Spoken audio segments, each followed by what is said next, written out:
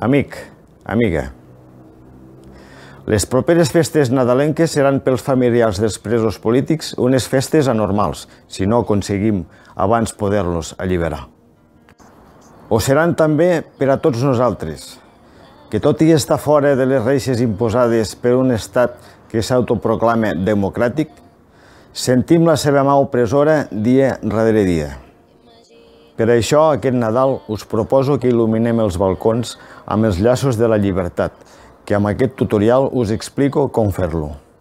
Els materials els comprem en una ferreteria. Ens farem tallar 1 metro per metro de tela quadriculada, els metros que ens facin falta de tub de llum,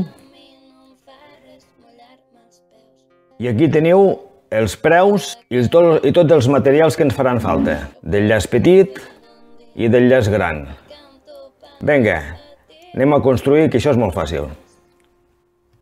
Bueno, comencem per tallar la tela metàl·lica. La tallarem a 1 metro d'alt per 54 centímetres d'ample. L'adrecem una mica perquè l'està enrotllada, no queda plana. Així amb un regle que després ens servirà per doblegar la tela. Ho farem bé. Els extrems del rectangle aquest que hem fet al tallar, tallarem un quadre, així com us ho ensenyo. I seguidament doblegarem la tela, ajudats pel regle, ara veurem com ho faig, per donar una mica de fortalesa a la tela metàl·lica, perquè si no li donem una mica de canto, o sigui una mica de reforç, llavors és molt endeble. I al posar el llaç queda una mica, com diem aquí a Lleida, diem així, queda nyigo-nyago. Així quedarà una mica més subjecte. M'ajudo amb el regle per doblegar-la. Sí, hauríem de procurar de treballar amb guants, perquè al tallar la tela sempre queda algun alambre en punxa i és fàcil de fer mal. Acabo de doblegar, així, amb paciència. Si ho feu tal com us dic jo, us anirà bé.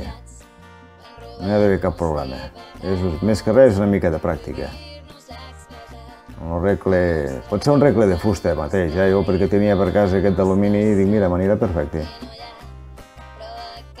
Bueno, ja tinc la tela doblegada i fixeu-vos com l'he doblegat. L'he doblegat d'aquesta manera. Sempre amb aquesta posició, o sigui, aquest alambre travesser, o sigui, doblegar-lo pel damunt, perquè així queda recte, veieu? Si el dobleguéssim al revés no quedaria recte. Veieu l'altre costat també, com està? Sí, doblegat, veieu? Així, amb aquesta posició, així, el quadre doblegat així.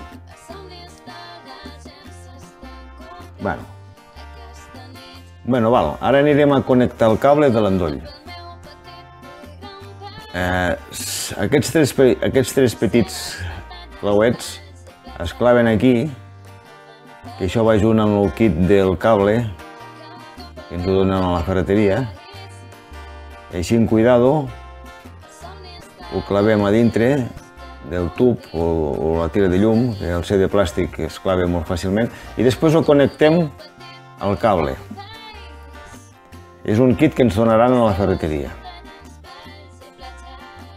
Així, amb cuidado, encarem bé els 3 forats i, bueno, jo ho he encintat amb cinta plàstica, cinta aïllant, per subjectar-ho bé i que no es mogui, que no entri aigua, ara en la humitat a l'hivern. I a continuació ja acabo de subjectar el tubo de la llum. Veieu, a la tela metàl·lica l'he centrat bé al mig i vaig comptant d'un costat i de l'altre que em quedi repartit. Li he donat la forma aquesta, li podeu donar més redona, més allargada, com vulgueu. Jo ho he fet d'aquesta manera. Una miqueta de paciència i de vista. Sí, sobretot paciència. Aquí és bricolatge, això.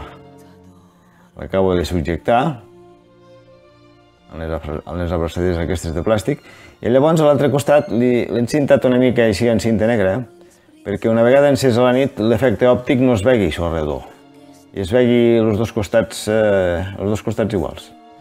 Ara el provem, ja funciona,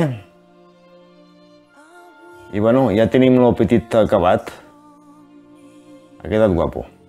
Vinga, ara anem a veure si fem un d'una mica més gran. Bé, aquest és l'altre que he fet. La diferència està en què en vez de tindre 2 metres de tubo de llum, aquest n'hi té 6.